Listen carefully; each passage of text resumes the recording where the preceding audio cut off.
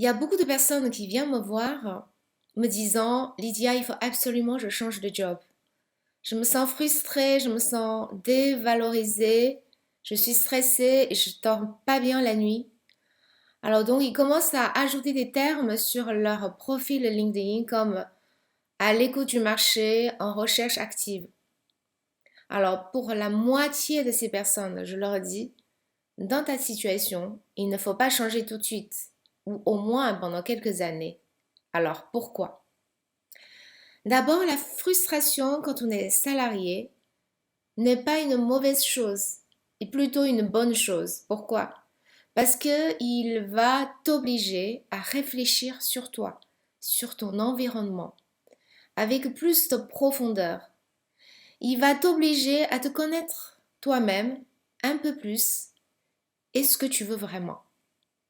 Finalement, c'est simple de changer de job. Un jour ou l'autre, tu réussiras à trouver un autre job si tu recherches vraiment dans 1, 2, 6 mois. Mais ce n'est donc pas le sujet. Le sujet est quoi? C'est qu'il y a tellement de raisons pour ta frustration et certains même à ton insu. Une des principales raisons pour que tu veux changer de job est que le métier ou type de job que tu fais n'est probablement pas ta tasse de thé dans ta zone de génie. Ce n'est sûrement pas ni ta raison d'être, ni ta mission de vie. Alors, je te donne un exemple de moi. Je me rappelle pendant la période où je faisais des jobs d'assistante administrative, je savais que je n'étais pas du tout dans ma zone de génie. L'accueil, comptabilité, archivage, compte rendu, etc. Donc je me rappelle une fois, quand j'étais encore dans ma période d'essai, mon manager me demande de remplir des enveloppes de cartes de vœux. Il y avait une centaine. Et donc c'était la tâche que je devais faire. Copier, écrire les noms, prénoms, les adresses et les phrases de vœux plus ou moins similaires, et cela une centaine de fois. Et je me suis pourtant appliquée à cela. Au bout de quelques heures, j'ai donné tous ces enveloppes à mon manager en attendant un petit merci. Et puis quelques minutes après, il est venu. Il a jeté, au sens littéral du terme, toutes ces enveloppes sur mon bureau et il a hurlé de colère. Vous vous foutez de moi avec toutes ces fautes orthographes. Et pourtant, j'avais fait tous les efforts pour m'y appliquer. Alors tu vas me dire pourquoi tu ne changes pas de job, tu faisais pas autre chose. La réponse était simple. Avec mon diplôme de sciences de l'éducation et puis sociologie, je ne trouvais pas autre chose. Et puis, plus que je faisais le job d'assistante, plus il y avait que ça dans mon CV et plus j'étais condamnée à le faire. Je pouvais changer de job, hein, mais je me retrouve toujours sur le même type de job. Et pour toutes ces personnes qui regardent cette vidéo et qui voudraient changer de job, est-ce que j'ai raison? Tu cherches un nouveau job, mais souvent tu vas te retrouver sur le même type de job dans lequel tu savais que ce n'est pas ta mission de vie ni ta zone de génie. Alors comment faire? Changer de job est-il vraiment la bonne solution à tout ça? Pour moi, aujourd'hui, cette période d'assistante administrative était bien terminée et loin derrière moi. Je suis devenue responsable de grands comptes à partir d'un poste assistant de direction, et cela en moins de 2 ans. Et pendant cette période, j'avais même un congé de maternité de plusieurs mois. Je me rappelle le jour de ma promotion, mon patron m'a invité dans un grand restaurant qui était destiné à ses clients importants. Et il m'a dit, Lydia, je suis content de ce que tu as fait cette année avec nos grands comptes. Il a dit ça à moi, une personne qui n'arrive même pas à bien copier les noms et les adresses sur les enveloppes il y a à peine 2 ans pour un autre patron. Alors j'ai raconté cet épisode en détail dans mon livre Bon employé, mauvais employé, que tu peux le trouver sur Amazon.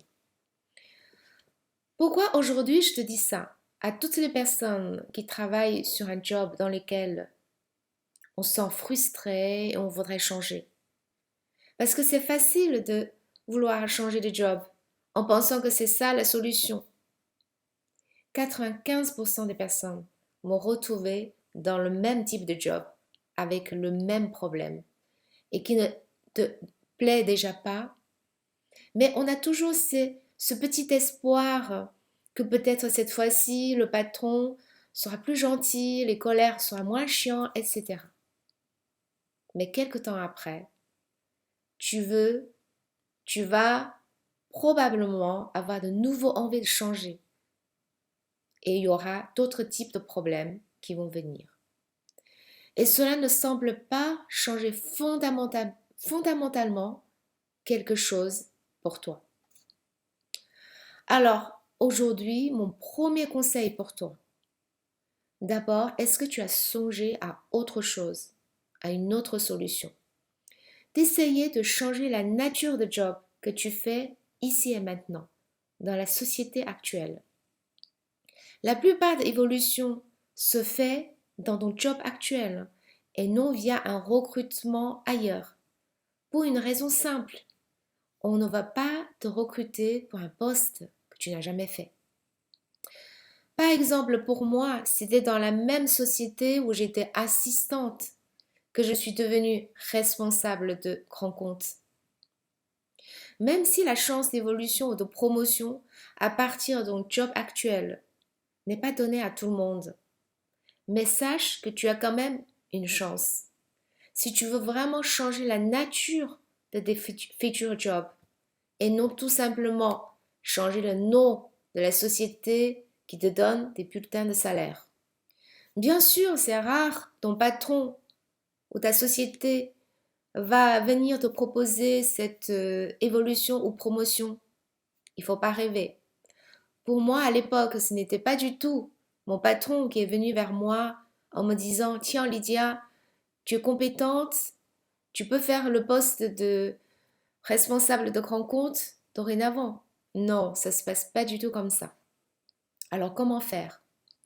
Pour moi, j'ai changé définitivement la nature de mon job quand j'avais 37-38 ans. Et cela en moins de 2 ans.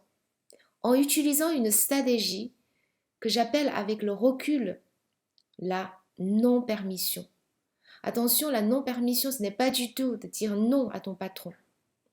J'ai raconté en détail cette stratégie dans mon livre et aussi dans cette formation gratuite que tu peux recevoir sur mon site réussirsonswitch.fr avec le lien juste en bas.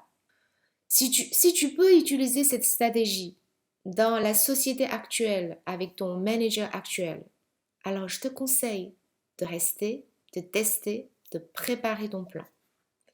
Si tu ne peux pas utiliser, alors tu vas me dire, dans ce cas-là, c'est désespérant, il faut absolument que je change de société. Alors il y a encore une troisième raison dans ce cas-là que tu ne devrais pas changer de job tout de suite. Et je vais t'en parler juste après dans un prochain vidéo. Alors tu peux t'abonner à ma chaîne YouTube avec le bouton juste en bas pour recevoir des vidéos et des articles toutes les semaines dans le thème de réussir son switch. N'oublie pas que tu peux trouver mon livre Bon employé, mauvais employé sur Amazon avec le lien juste en bas et recevoir aussi une formation gratuite dans le thème de réussir son switch dans le lien juste en dessous. À très vite.